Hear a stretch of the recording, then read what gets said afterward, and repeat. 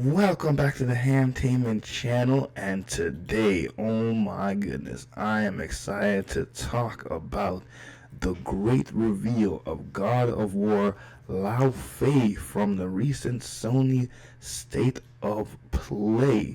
Now, before we get to the video, please like and subscribe to the Hamtainment channel for our entertainment needs. Please click the bell for notifications for every time I upload a video. And as always, comment. I will answer all of your guys' fun and important comments. It also helps with our algorithm, so please do all that to help us out in the algorithm for YouTube. But without further ado, let's get to this video. Now, if you guys don't know me, God of War is my favorite video game franchise of all time. I love the God of War series. I grew up with it since the first one came out. I've always been a fan of Kratos and his journey, and then when they remade Kratos in the Norse saga, that took me away from Storm, because before Kratos was just an angry, vengeant, cool character, and then they gave him more depth in the God of War 2018 and God of War Ragnarök. So it's very cool that we're gonna get Faye, or Laufey, his new wife in the new Norse saga. Now, if you guys aren't familiar with the reboot, well, kind of soft reboot of God of War, Faye dies in the beginning of God of War 2018, and the journey basically starts with Kratos and Atreus setting her body on fire, taking her ashes on the highest peak of the land, which would be Jotunheim, and spreading her ashes there. So this game begins where God of War 2018 starts, and it has Laufey basically being reborn in this new place called the Everwind. This is where all magical creatures, all magic, this is where it all ends up when it quote-unquote dies, and this is where all the gods end up when they die. And it's very curious because, again, I love this freaking franchise. It's written so well. The gameplay, honestly, is my favorite way of playing video games. Love how it looks, love the characters, and I'm a big sucker for like old god mythology. So when they showed us where they were, she meets these two dominant figures, which we now know to be the Mongolian and the Egyptian respective God of War, and they're in all this afterlife for the gods. And something that piqued my interest, because I'm a sucker for all the mythology, I researched what the hell the Everwind was, and the Everwind is basically, like I said, it's a place where all magic goes when it dies, but also time works differently than it does in the in like quote unquote the living realm. So what I'm thinking, right, because this is where all of the gods go when they die, and not only all of the gods, every god from their respective mythology. So this is where the Norse gods go to die: Greek, Egyptian, Mongolian, I'm assuming Japanese. All of those magical beings come here, and time, past, present, and future, I believe, is all together in this realm.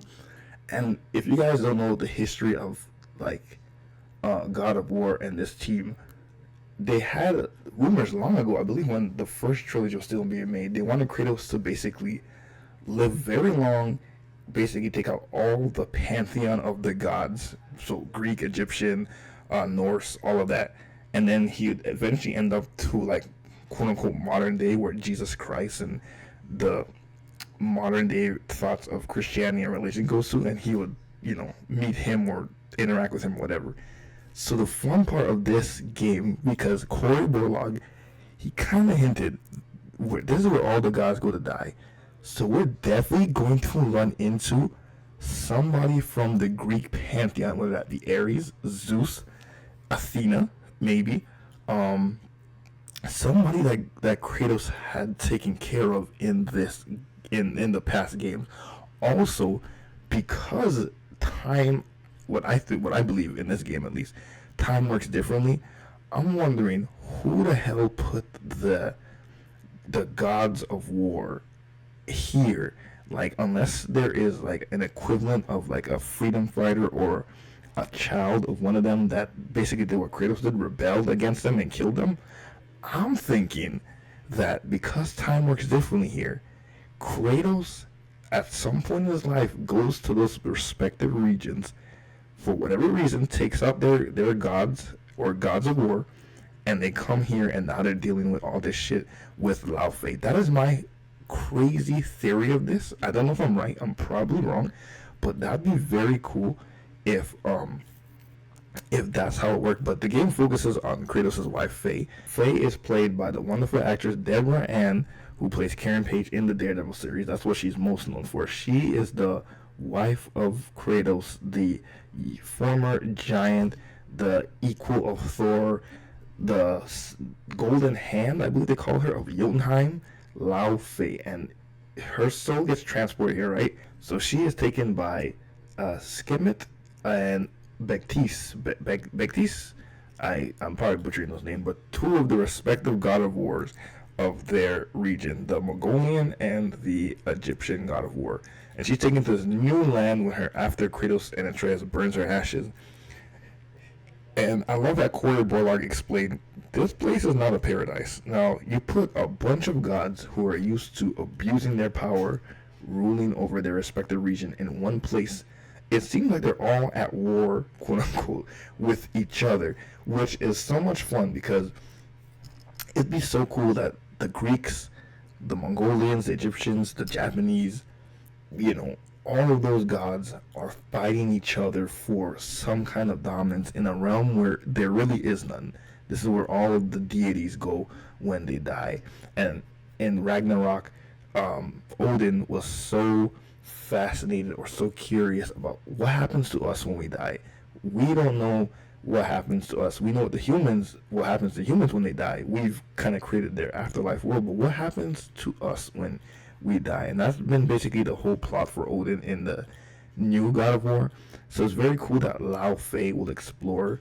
Well, we're going to see exactly what happens to gods when they die. And Laufey is basically, they call her a godling. She is a god. She's a very strong magical creature. And I love the gameplay of this game. It really shows that someone who's going to be, infatuated with Kratos and married with Kratos, going to have to hold their own. And Faye holds her own in this trailer / gameplay reveal. She is kicking butt. She is just as strong as Kratos. I love that they made her a little more nimbler because Kratos is more of a tanky character. She is more nimble, and like Atreus, she's full of magic. So I can't wait to fully explore like the limits of her magic and her combat abilities. And the sword and the cube, I try to research what that cosmic cube and that sword, because in this trailer they hinted that this sword is something that she doesn't understand. I couldn't find any reference of this so-called sword in any mythology story. I don't know exactly what the name of the sword is. I researched their names, nothing comes up.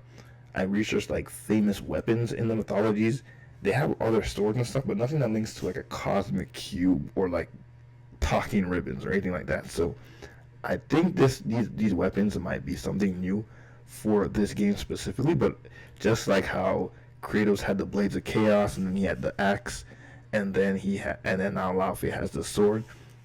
I'm curious to know the history behind what the sword means in this realm. So we saw a lot more than I thought we were going to see, to be honest. We saw like very extended gameplay. We saw her face Skimit, the Mongolian god of war, which his design is crazy, by the way.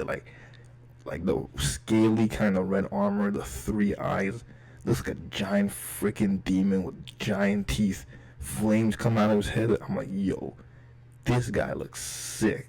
And we see basically, I'm assuming it would be the first phase of the boss fight with him. Man, Faye is kicking butt. I cannot wait to see how Faye handles herself in the other parts of this game.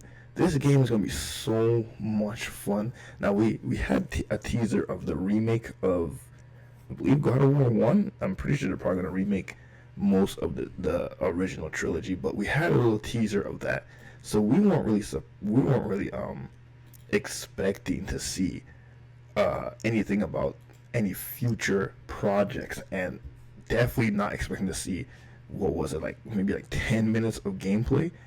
And I love that because I watched all of Quarter Block's interview. This is not really a prequel. Now, it starts around the same time as God of War 2018 does, but I think it'll end somewhere after Ragnarok. And someone posted a cool video too, because during this gameplay reveal, there's a part in the cave where Laufey's trying to escape, and Kratos comes in and like helps her up, and then he disappears. And I'm like, what the hell is that? And I forgot, in Ragnarok, when you're fighting Thor, Thor kills him for a second, and then he brings him back. I'm like, what if that was during that moment? Because, like, remember, time moves differently here. So, like, when she came here, her ashes just got burnt, and she just got sent here. So I'm going to assume, let's say, I don't know, an hour passed in this realm. But for an hour here, a whole bunch of years happened later. And when Kratos was fighting Thor and got murked for that couple of seconds that Thor killed him, he came in here and he found Laufey and he helped her up. And then, when Thor brought him back, he disappeared. That kind of like synergy, that is what I'm looking for. Which is why my theory of probably Kratos put these gods here is why I'm thinking that, because I think time works differently from in this realm to the outside. So I'm very curious to see the lore that they're building with this game. The gameplay looks freaking great. Like, I love how she fights. I love that you have a sword. I'm a big sucker for like cool swords, so I love that that's like her primary weapon. The world's gonna be real fantastic to learn the lore of the land. I'm really, really curious and hopeful that we run into somebody from the Greek era. If we're gonna run into anybody, it's most likely going to be Athena, I think. But it'd be very cool for Laufey to talk to Zeus or Ares or Apollo, somebody in that Greek era that, like, did they learn their lesson when Kratos murked them, or they're just even more angry and they're trying to seize power in this realm. I also love that one of her magic, she could like manipulate the souls of opponents, like rip, kind of like some Doctor Strange shit where she rips them out of their body and kind of attacks the soul. That shit looks so cool. I am so hyped for this game.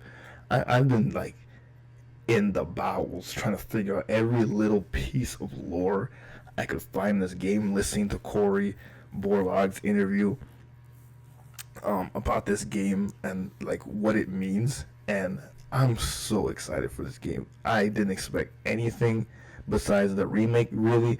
I knew there was going to be some kind of sequel for the God of War 2018 Ragnarok franchise. There was rumors that I was going to be focused on Atreus, or maybe Kratos again going to one of those distant lands dealing with whatever their BS gods are trying to do. But I'm so happy that it's going to be about his wife, and she kicks ass. Love her design, love the actress that plays her, love how she fights. This game's going to be so much fun, and I'm so curious to see how it bleeds into the lore of the God of War franchise. But you guys let me know what your thought of the God of War Laufey gameplay reveal in the recent state of play. Were you excited? Were you surprised? Or did you somehow see this coming? What are your thoughts on the franchise in general, but specifically this gameplay reveal? You let me know in the comments below. And as always, I'm your boy Hamid Mark. Please like and subscribe to the Handtainment channel for all your entertainment needs. And again, comment. I will respond to all of you guys. It's a comment, but without further ado, see you guys later. And try not to be sent to the Everwind. See you guys later. Peace.